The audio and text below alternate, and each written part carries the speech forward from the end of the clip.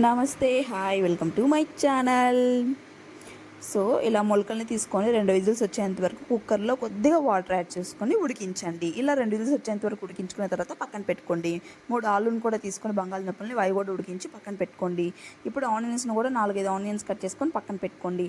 ఇలాగా ఎండు కొబ్బరి, నెక్స్ట్ అల్లము, వెల్లుల్లి ఇవన్నీ కూడా పక్కన పెట్టుకోండి. ఫస్ట్ మిక్సీ జార్లో ఒక గిన్నె తెల్లనువ్వులు వేసుకొని అవి మిక్సీ పట్టండి. ఫస్ట్ అవి మిక్సీ పట్టిన తర్వాత ఇలాగా మనం తీసుకున్న ఇంగ్రీడియంట్స్ అన్నీ కూడా ఇందులో వేయండి. వెల్లుల్లి, అల్లము, నెక్స్ట్ జీలకర్ర, నెక్స్ట్ ఎండు కొబ్బరి ఇవన్నీ వేసి నీళ్లు వేస్తూ ఇలా పేస్ట్ లాగా ప్రిపేర్ చేసుకొని పక్కన పెట్టుకోండి. ఆలు కూడా 2 విజిల్స్, అది ఎంత స్మూత్గా అవుతాయి, 3 విజిల్స్ 4 విజిల్స్ మీ ఇష్టం, అలా వేసేసి పక్కన పెట్టుకోండి. ఇప్పుడు పెద్ద బాండి తీసుకోండి, లేదంటే పెద్ద గిన్నె తీసుకోండి. నేను చిన్నది తీసుకున్నాను, తర్వాత నేను పెద్ద కుక్కర్లోకి ట్రాన్స్ఫర్ చేసుకున్నాను, గిన్నెలోకి. సో ఇలాగ ముందు మీరు పెట్టుకునేటప్పుడే ఒక పెద్ద గిన్నె పెట్టుకొని ఇలాగ తిరుగుమాత గింజలన్నింటినీ వేసుకోండి. 6-7 స్పూన్లు నూనె అనేది కంపల్సరీ. ఇందులో నూనె అనేది తక్కువ ఉంటే మనం వేసుకునే మిశ్రమం అనేది మాడిపోతుంది. ఇలా వేసుకున్న తర్వాత కరివేపాకు వేసేసి అందులో ఆనియన్స్ వేయండి. ఆనియన్స్ వేసిన తర్వాత మనకి హింజ్ అనేది మీ చాయిస్ అనమాట. హింజ్ కావాలంటే వేసుకోవచ్చు, లేదు అంటే స్కిప్ చేయొచ్చు. సో ఇలా వేసుకొని అందులో బాగా రెడ్డిష్ వచ్చేంత వరకు కలపండి.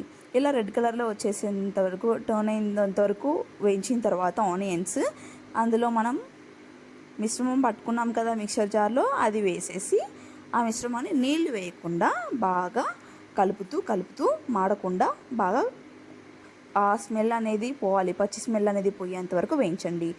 ఆ తర్వాత అందులోనే 2-3 టమాటాలు తీసుకొని కట్ చేసుకొని అందులోనే వేయండి. నీళ్ళు వేయకుండా టొమాటోని బాగా ఉడికించాలి.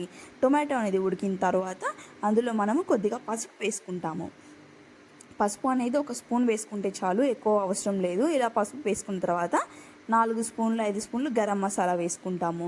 ఆ తర్వాత ఇందులో నేను యూస్ చేసింది రెండోది ఏంటి అంటే కొల్హాపూర్ స్పెషల్ అండి, ఆనియన్ గర్లిక్ మసాలా అని చెప్పేసి ఇక్కడ బాగా వాడతారు అంట. ఆ స్పెషల్ అనేది ఇక్కడ యూస్ చేశారు, అది కొద్దిగా ఎక్కువ యూస్ చేశారు, 4-5 స్పూన్లు.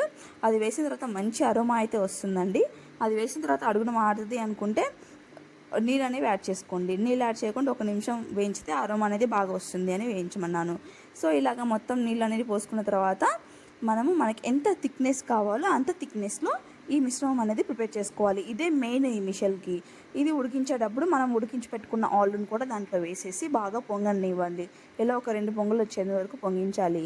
లాస్ట్ ఫైనల్గా చూడండి ఎలా వచ్చేసింది అంటే పైన ఆయిల్ అనేది ఇలా తేట్లాగా తేలుతూ మంచిగా ప్రిపేర్ అయింది మిశ్రమం అనేది. ఇలా సర్వ్ చేసుకోవడమే. ఇలా బ్రెడ్తో తింటే చాలా బాగుంటుంది. అన్నీ ఇలా ఫస్ట్ స్ప్రౌట్స్ బౌల్లో వేసుకొని అందులో ఇలాగ మిక్చర్ని పైన చల్లుకున్నాను. ఇలా వేసుకున్న తర్వాత దాని మీద ఆనియన్స్, దాని మీద కొద్దిగా మనకి చూసి పెట్టుకున్న రసం అనేది దాంట్లో వేసుకోవడమే. అంతే, ఎంతో ఈజీగా మనం కూడా ఇప్పుడు నార్త్ స్పెషల్ మిషల్ అనేది ప్రిపేర్ చేసుకోవచ్చు. ఈ బ్రెడ్తో తింటే ఇది చాలా అంటే చాలా టేస్టీ అనిపిస్తుంది.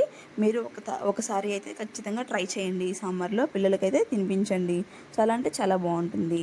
నచ్చితే please like, share and subscribe. మీకు ఏదైనా డౌట్ కనుక ఉంటే కామెంట్ సెక్షన్లో కామెంట్ చేయండి, నేను ఖచ్చితంగా మీకైతే ఎక్స్ప్లెనేషన్ ఇస్తాను. Thank you for watching. Thank you.